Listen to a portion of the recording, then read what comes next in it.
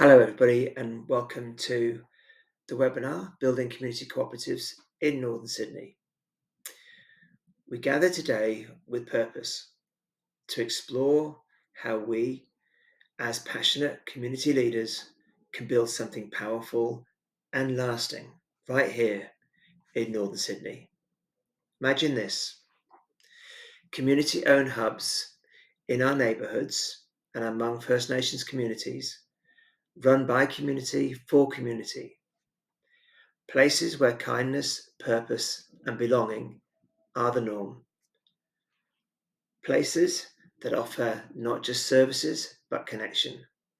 Not just activities, but lives transformed. That's the vision, and our message is simple.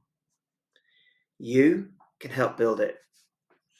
I'm here to guide you with a practical toolkit to set up, grow, and sustain local community cooperatives. My name is Eugene McGarrell, and I am the General Manager for Commissioning at Sydney North Health Network. So let's dive in. Sydney North Health Network would like to acknowledge the Aboriginal lands and its traditional owners and custodians, the Camaragal people of Northern Sydney region. We pay our respects to past, present, and emerging elders. As we work to serve the community's health needs, we recognise the importance of the land and waterways as an essential component of people's health and well-being. We recognise that Aboriginal and Torres Strait Islander knowledge, learning are integral to the cultural fabric of all Australians. The agenda for today will cover the following issues. Why do community cooperatives matter? An overview of the toolkit, step-by-step guide, tools and resources, and a call to action. Community cooperatives blend three powerful approaches: social prescribing, asset-based community development, and social enterprises.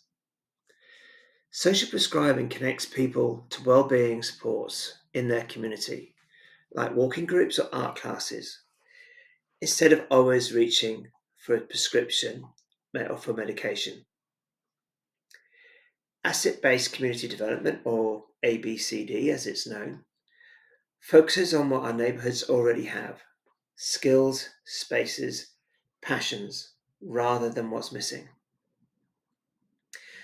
And social enterprises, they create community-owned businesses that reinvest profits locally, like a cafe employing youth or a garden hub empowering First Nations people with skills and income.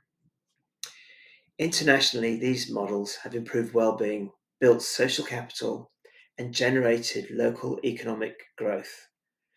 Now, we have the opportunity to bring such transformation to our neighbourhoods. So here's what we have in today's toolkit. The steps are quite straightforward. Gather a founding team, map local assets and needs, co-design your vision and governance, launch key programs and social prescribing, seed social enterprises, build your business case. Importantly, how to sustain and scale. And tools, templates, and checklists are also included.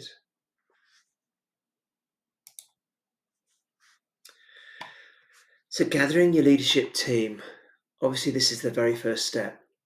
It's important to form a founding team of maybe 5 to 8 local volunteers. When you're founding a team, look to seek for diversity in age, background, culture, and lived experience. Make sure that you look for people from local neighbourhoods who care, people in your neighbourhoods who are currently professionals like teachers, carers, or health workers, and First Nations peoples, specifically if you're focusing on developing a cooperative to support Aboriginal and Torres Strait Islander communities. It's really important then to look at mapping what your assets and your needs are in your community. So establishing where your strengths and where your resources are in your community really help to support the development of your cooperative. So it's important to map what your local skills are, where your artisans, cooks, and gardeners are, what existing spaces are available. They might be in halls, parks. What needs exist currently? Do you have specific loneliness among seniors or youth unemployment?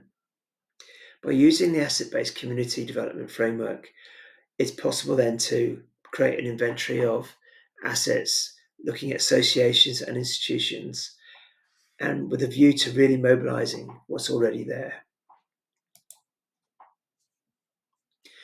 A really important part of setting up the community cooperative is really being clear on your vision and the governance arrangements that you put in place.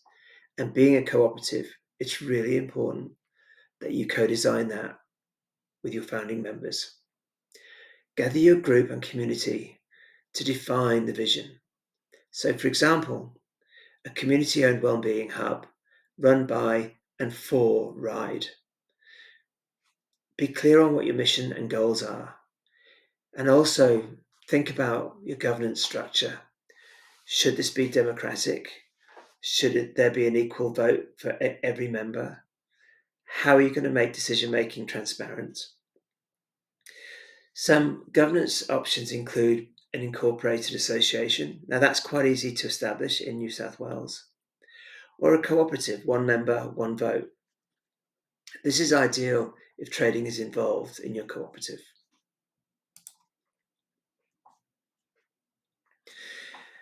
And then once you've done that, you're able to then think about launching community programs. Setting up community programs such as social groups, arts, walking clubs, peer support are easy first steps in developing your cooperative. Being able to look at hiring or partnering with link worker model, seeing how you might be able to receive referrals from general practitioners, help people connect locally. This is a key element of social prescribing.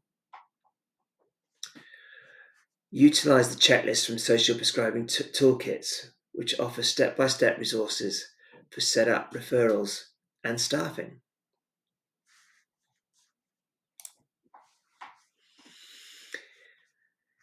A really exciting part of cooperatives' role is to be able to seed local social enterprises. It's possible to identify one or two community businesses that are needed in that local community. That could be a cafe looking at supporting catering training skills for young people. It could be a gardening facility which looks at supporting people to get good at gardening and maintenance. Looking at creating creative studios or workshops. When you're deciding on which social enterprises to seed, it's important to use feasibility planning workshops. Look at who the customers are, what the pricing would be, the costs, what skills are needed, and whether you should partner with training facilities such as TAFE. A good example of a successful social enterprise in Sydney is the Bread and Butter Project in Sydney. This is an artisan bakery which created training and employment pathways for refugees.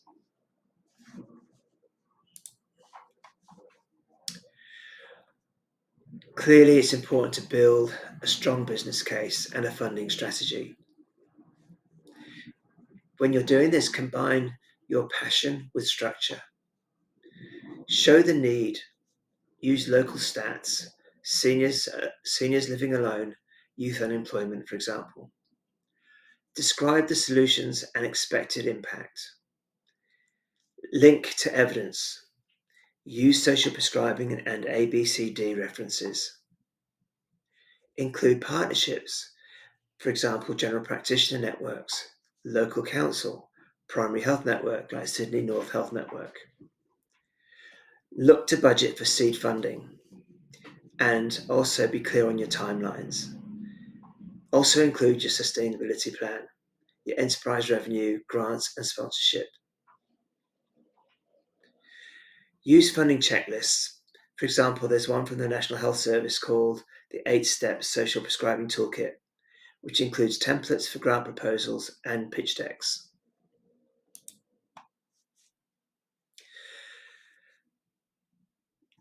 So once you've set up your cooperative and it's up and running, it's really important to think through how that cooperative is going to be able to sustain and scale over the years. Looking at how the life of the cooperative will look like once it's been launched. Really plan for longevity. Consider diverse revenue mix: profits, membership, donations, grants, and sponsorships. Invest in volunteer training, leadership, and development. Maintain governance and accountability. How are you going to make sure that you've got strong directorships on your board, and how do you make sure that you refresh that membership over time?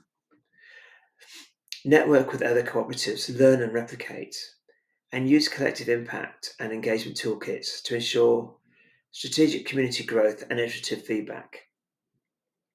Also join collective impact forums and communities of practice to really learn from other cooperatives and look at how to sustain your programs over time. If you believe your community can flourish with a cooperative hub, let's build it together. Volunteer to start a cooperative in your neighbourhood. Attend a community conversation session. Join the North Sydney Wellbeing Collaborative. Explore coalition building across Ryde, Hornsby, Northern Beaches, and First Nations communities. We're on the threshold of something powerful.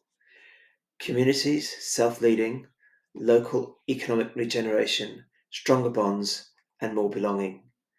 You, as community leaders, have the vision and power to set this in motion.